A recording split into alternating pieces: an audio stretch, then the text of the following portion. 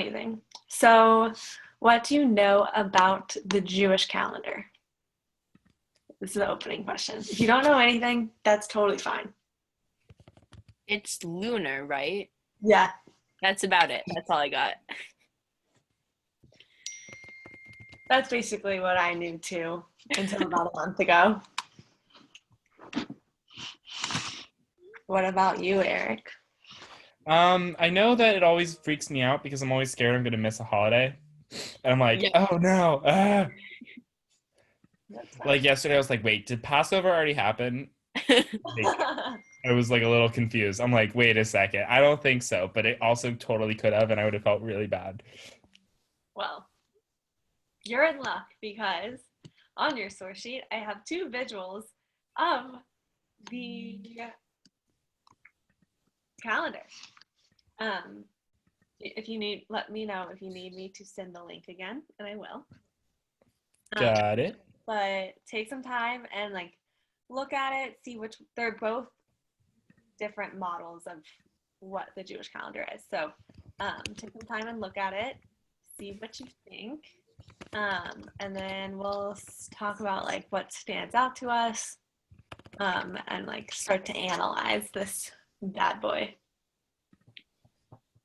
Okay, also, one of my like family friends sent me a calendar for my birthday in October, and I saw all sorts of stuff on there like do all of the different Shabbats have different names? I don't know. I mean, there's like the Torah portion for that week, Okay. so that That could be might the that thing. could have been it. Yeah. Like Vayera is like the portion and the Shabbat of my Bat Mitzvah. Hmm. So that could be what you saw. So do y'all like the circle version better or the one on the bottom of the page? I think the one on the bottom's kind of nicer because it just like lists the holidays. Yeah, it's Yeah. helpful. Do any of these months, the Hebrew months, stand out? Like, have you seen them before anywhere? Or like, are there certain months that you like? Oh yeah, Elul, I know that one. Or no? Nope. I Nope. mean,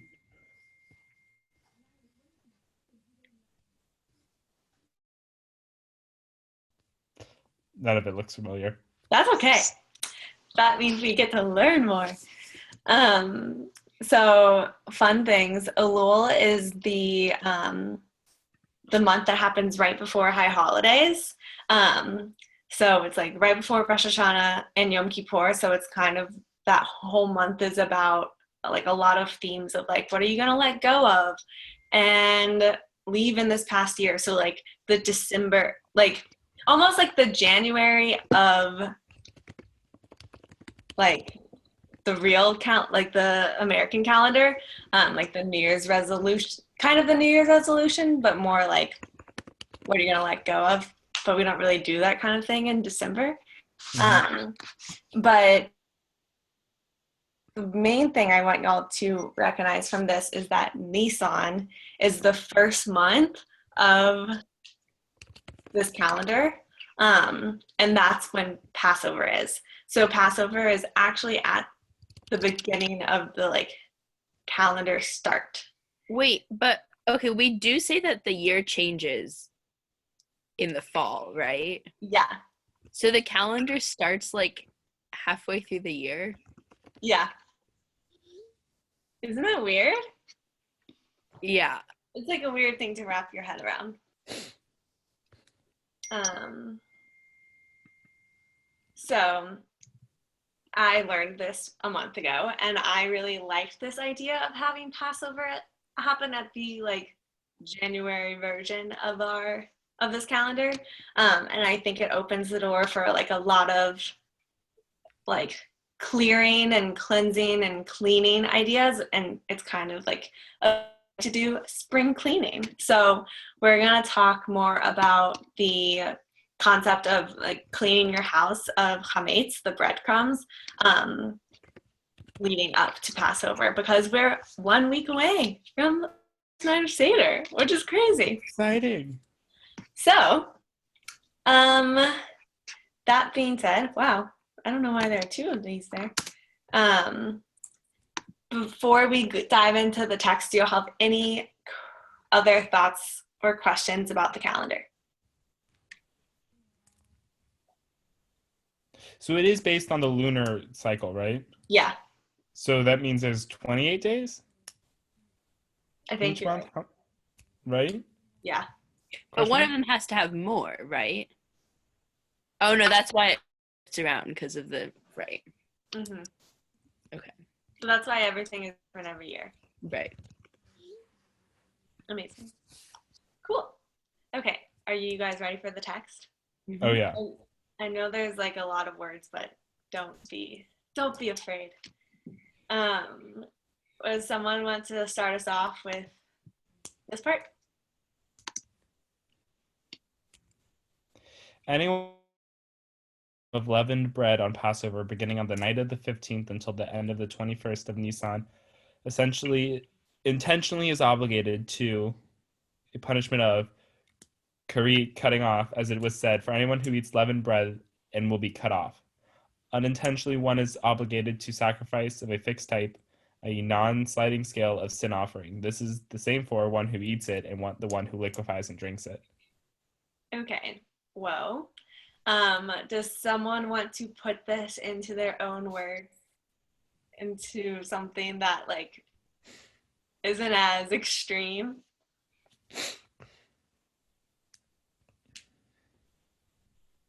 Don't eat leavened bread. Or else what will happen?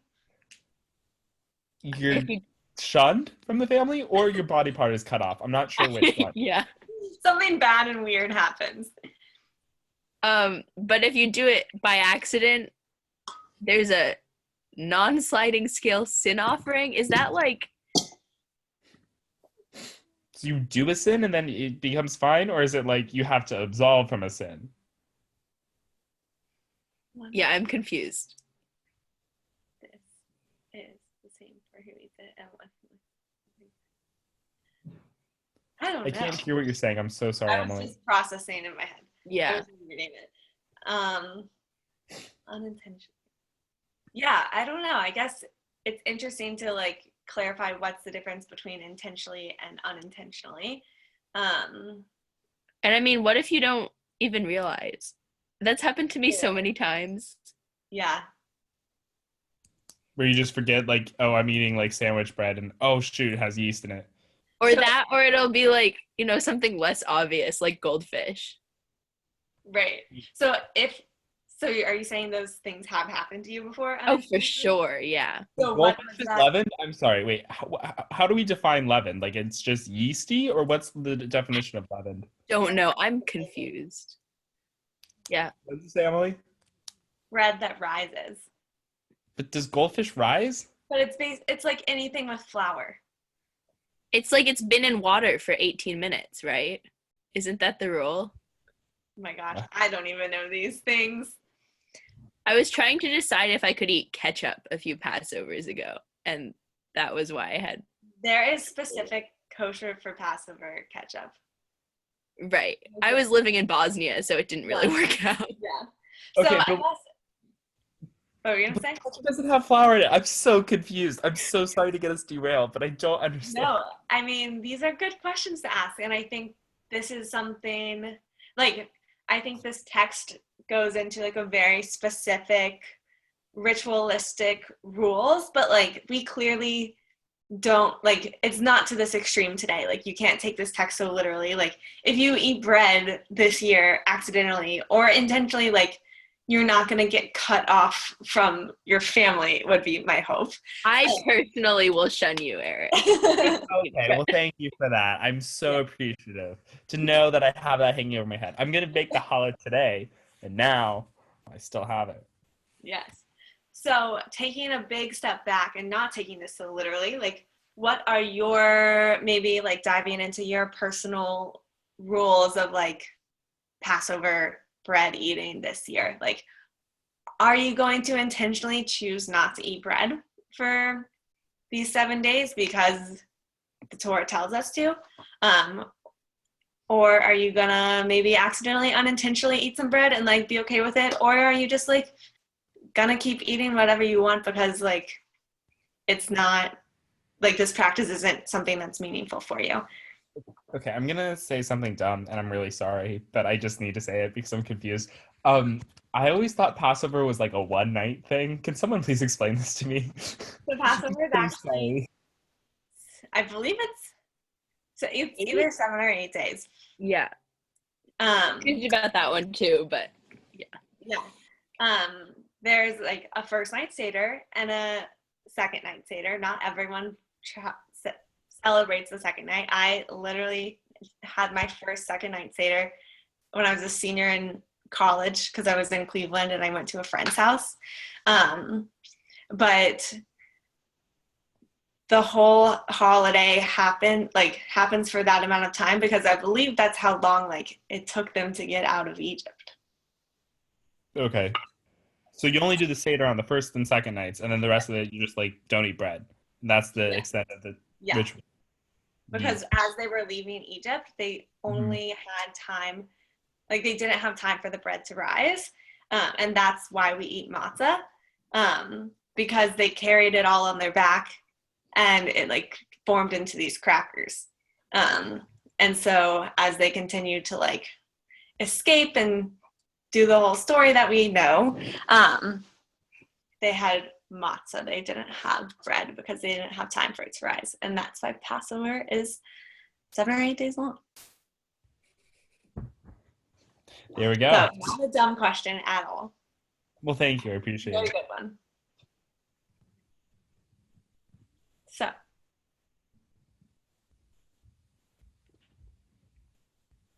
why don't we read this part of Okay.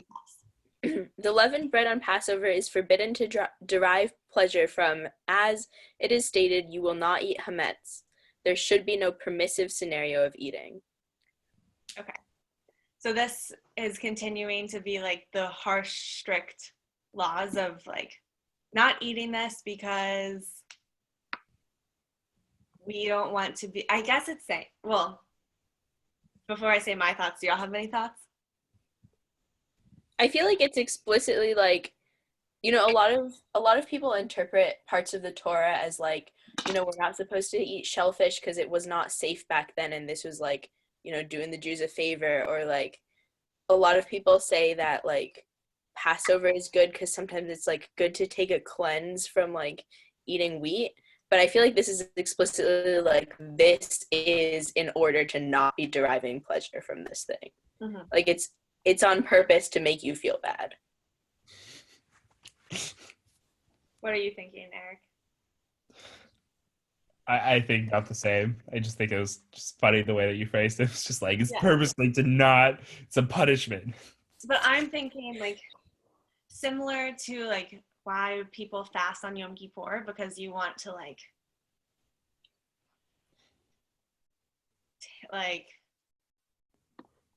not by choosing to not eat, you're like able to focus more in on like what you're apologizing for or like that internal stuff that you need to let go. I think this specifically the leavened bread on Passover is forbidden to derive pleasure. Like we shouldn't be deriving pleasure when our like ancestors they were escaping from this terrible person and they were going so fast that they literally didn't have time to like let their bread rise. And so for 7 days, like they couldn't eat bread because they were literally like escaping slavery. So I think it's kind of like we don't eat bread because it's like almost a way of honoring our ancestors. Yeah. But it's such a, I think derive pleasure is such an interesting word choice. Thoughts? I think maybe that goes into when it's earlier, where it's like if you eat it accidentally, then it's like kind of okay. Like it's not like it's like, oh, if you eat bread, you shouldn't have done that. But it's like but it's like you just can't choose consciously to like, oh, I'm going to eat bread even though it's Passover. Like I think that's what it's trying to get at. Yeah. Maybe. Yeah. There's no like, oh, I went for a run, so I guess I should have some carbs. Like, that'll be fine. Like, no, there's no permissive scenario at all. I also think this is something like there's clearly like a written out suggestion of like what should be done. And I also think this is an important thing. I feel the same way about like choosing to fast on Yom Kippur. But like what is going to be meaningful to you and what is going to feel good in your body too. Because like maybe you need like carbs as a sense of energy, and that's like a whole other layer of like maybe you are like I think that is like a line of like eating carbs for like that pleasure or like eating carbs to like survive. But I think that's like a personal thing that you should have your like give yourself permission to choose on like what is meaningful. And I think there's also like I had no idea that Passover was 7 days. So like obviously I'm not gonna eat bread on like the Seder night, but like I've never really observed Passover the rest of the week. So it's not that important to me this year to not eat bread for 7 days. Or like I'll try it. I'll see if it's meaningful. Mm-hmm. So there's like a lot of fun, like a lot of cool things that can come up from doing this. Any other thoughts on this? Okay. So the next thing is a little bit long, so we can kind of take it paragraph by paragraph if we would like, but it's written by a rabbi that I really, really like. I have one of her books, and she's just like a cool rabbi, has a Twitter, like is kind of funny. But I think that this text touches more on like the general theme of like what getting rid of like the breadcrumbs is symbolic for. So does one of y'all want to start and we can kind of popcorn paragraph by paragraph? One of the Sure. mitzvot. Oh, Take it away. No, go ahead. You started. okay. One of the mitzvot associated with Passover is that of removing hametz, leaven, from one's domain. In contemporary practice, this involves not only getting rid of pasta and cookies from the cupboard, but also for many, cleaning everything, most especially the kitchen, thoroughly, covering up countertops on which hametz has been prepared, taking out dishes on which hametz has never been eaten, and a lot of other things. It's a rigorous, physically demanding process of cleaning, wiping, boiling, and sorting. But at the end of it, as Passover starts, there's often a gorgeous feeling that one has purified in a way one's physical surroundings. These preparations for Passover can feel deeply spiritual in one way, but also invite us to ask whether we're moving the spiritual hametz from our lives along with the physical stuff. A lot of traditional commentators describe hametz as fluffy, swollen, think of bread rising, and talk about spiritual hametz as the puffy, overextended parts of our ego, the way we try to posture and preen to achieve renown rather than just existing as we are, being gentle and modest, a humble matzah, if you will.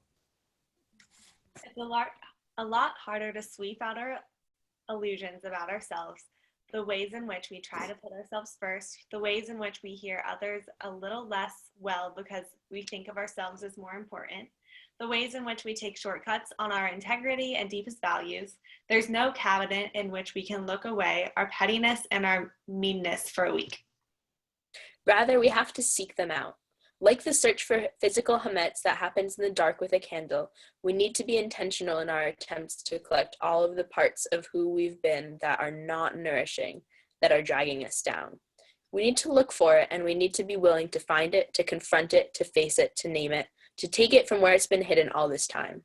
This work requires tremendous bravery. And then when we find it, we must burn it to give it up completely, to let it go, to transform ourselves by putting the worst of who we are, the worst of who we have been on the pyre. We know on some level that like the cookie crumbs under the sofa, that some of it might come creeping back after Pesach is over. But it is the act of seeking it, naming it, and releasing it, to committing year after year to purify the self and become the holiest version of who we are meant to be. It is the work of seeking out and releasing our internal leaven that is itself an offering to God. So, what did we like about this? What stood out? I think, Well, yeah. I definitely literally all of my countertops have been used to make bread. So unless I'm cooking on the floor, that's ain't happening. So I don't know what's. You have a whole week. But it says like once you've made bread on it, then you can't use it. Like I literally have made bread on every single counter in my kitchen. Yeah, my family most of my family doesn't even keep kosher, so this is not mostly stuff that I do. But I don't know, as with all Jewish traditions, I really like the spiritual interpretation that she's bringing along with it, which I hadn't ever really thought about before. I've always just linked it with finding empathy for those who still are missing freedom in some way. So I really like this level too. Yeah. I also I did not grow up in a household where we cleaned for Passover. I remember in 4th grade there was I decided to keep Passover that year, and I think the last day the snack at school was oatmeal cream pies, and I was like, wow, I really want one of those, and I decided to break Passover a day early. But otherwise I like the spiritual part, and I think the paragraph about digging into ourselves of it's a lot harder to sweep out our illusions about ourselves and ways in which we try to put ourselves first, the ways in which we hear others a little less well because we think of ourselves as more important, the ways in which we take shortcuts on our integrity and deepest values. There's no cabinet in which we can lock away our pettiness and our meanness for a week. So I think that speaks to me more than cleaning the bread off of my countertop. Well, I mean, yeah, but it's the physical thing of oh my God, I have to clean. That was the thing that stood out to me. Yeah. So I guess digging a little bit deeper as this holiday comes up and as spring is coming, what, maybe it's bread or maybe it's something internal, what things do you want to clean about yourself or in your life or in this world right now?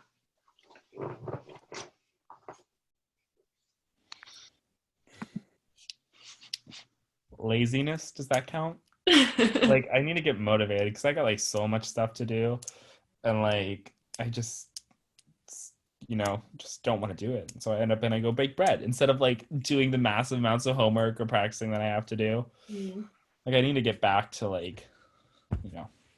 kind of being on top of it. I think for me, it's judging other people, and I've never really liked girls in general. I've always hung out with guys, and I recently joined a sorority, which is a little bit of mismatch there. So I think for me, it's just being kinder to other women. I love that. I think for me, I think this has been a theme of my year because on Yom Kippur, I don't know about you, but for me, or at least this year, I was I don't have anyone to apologize to. I've been great. But then I was wait, I'm not that kind to myself all the time. And that's why I think this sentence about locking away our pettiness and our meanness, I think I can be really mean to myself sometimes. And I think that this could be a great opportunity to just try, at least name that and try and cleanse it out. So I just like this whole concept. So any other thoughts about this essay? Amazing. So we are going to do some own personal cleaning. Does someone want to read the quote? Spring cleaning isn't just about sorting through things and getting rid of clutter. It's about taking stock of who you are and how others see you. It's a chance to redefine yourself, to change expectations, and to remember that it's never too late to recapture who you were or to aim for who you want to be. Amazing. So, if y'all have paper and pen, take some time. I'll play some Passover music because I just made a Vanderbilt Hillel Passover playlist that we're gonna share, and start making a list of things that like you want to clean out of your life this year, or clean in your life, or whatever is coming up for you after like reading these texts and this conversation. Just take some time, write them down, and we can do this for about 5 minutes, and then I'll tell you what we're gonna do next. Sound good? Mm-hmm.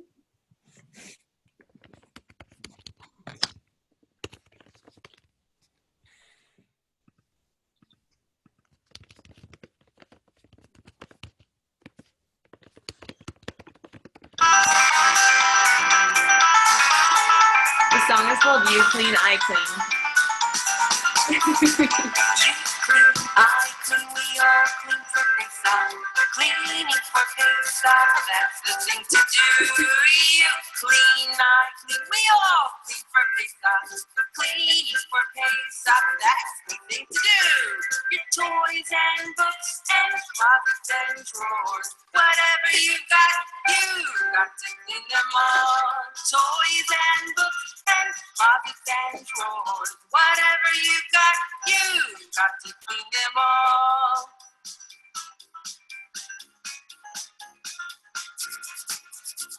You clean, I clean, we all clean for Pesach. Cleaning for Pesach, that's the thing to do. You clean, I clean, we all clean for Pesach. Cleaning for Pesach, that's the thing to do. Toys and books and closets and drawers, whatever you got to clean them all. Toys and books and closets and drawers, whatever you got to clean them all.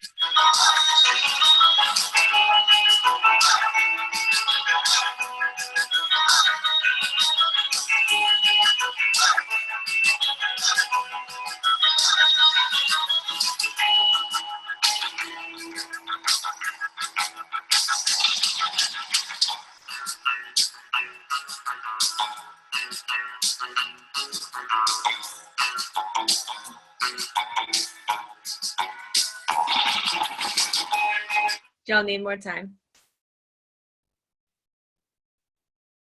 Eric's face. You do? Sorry, what was that? I I said, turned off. you want more time? No, I'm good. Okay. Sorry. No, you're fine. Okay, does everyone have a cup of water? Sorry. No, I have to go get one, so you go get one too.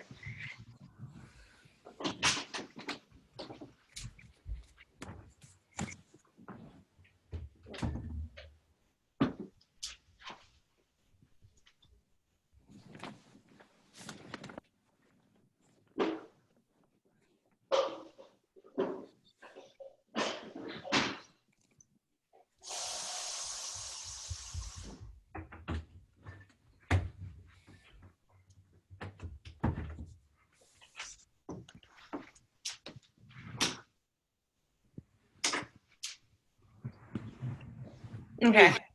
This is a cup from my college bar. People want to know. Miss that place. Okay. So what we're gonna do, we're going to cut these up. You can rip it or you can cut it.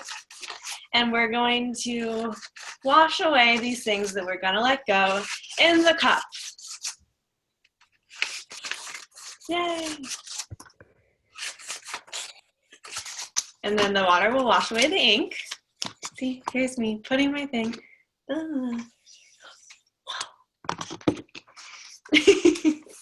I did a dumb thing and I typed it up on my computer, so I'm not going to put my computer in the water.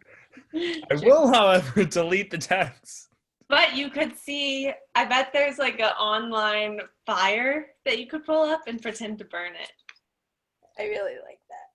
But I like the deleting. That works too. I'm going to drink the water, which is going to empower me to delete the file. So all of my thoughts are in here. Here we go. If you feel inspired to take a picture of it, you can send it to me. Okay. Wow. How do I? I'll recreate it and put it in the cup for you, Emily. I love it.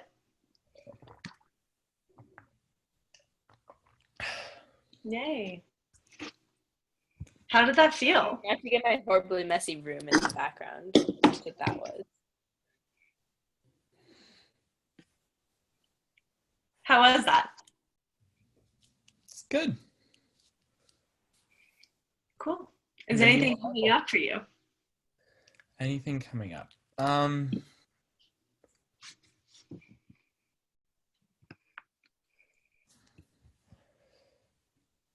I think it's just like, because what I said was, like laziness and being mindful and like actively choosing, like if I'm going to be like turning my brain off and watching Hulu, then I need to do that and only do it for the time that I need so I can be productive. Like, I just think it's like I need to start doing it, and like just make the effort. So that I feel empowered. That's how I'm feeling. Yay. I think for me, it felt good to like write down the things that I like, all of the negative things that like drag me down a little bit. It like felt good to write it out on a piece of paper and like put them somewhere else.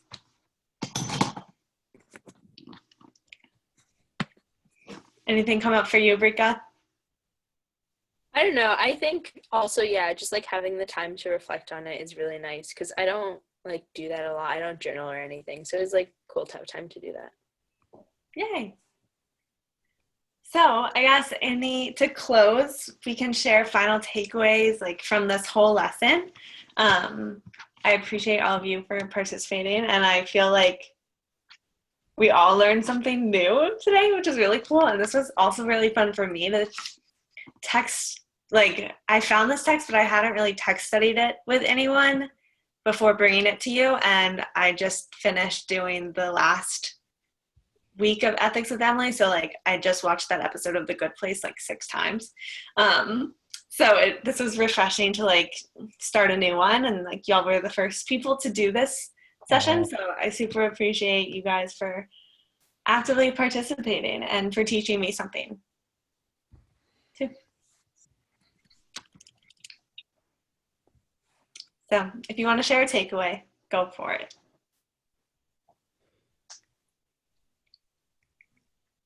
I think for me, it's just, like, it's a good time to start fresh with everything that's going on.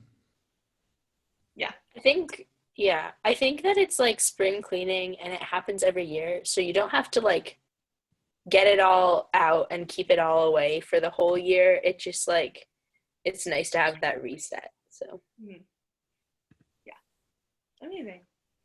Well, I wish you a great week before Passover of cleaning whatever you choose to clean, or not cleaning whatever you choose to not clean. And I will keep you updated. I think I will still be doing like an ethics at this time next week, because it's still before Seder, but we're doing a bunch of stuff for Passover, and so that will all be announced soon, including a virtual Seder on the first night if you would like to join us. So yeah, otherwise I'm also still planning on doing like an ethics finale on Tuesday the 21st. So if that doesn't work for you guys, let me know and I will change it up. But What time on the 21st? I was thinking like 6 p.m. Central. Isn't that the day, is that still reading day where like no one would have classes?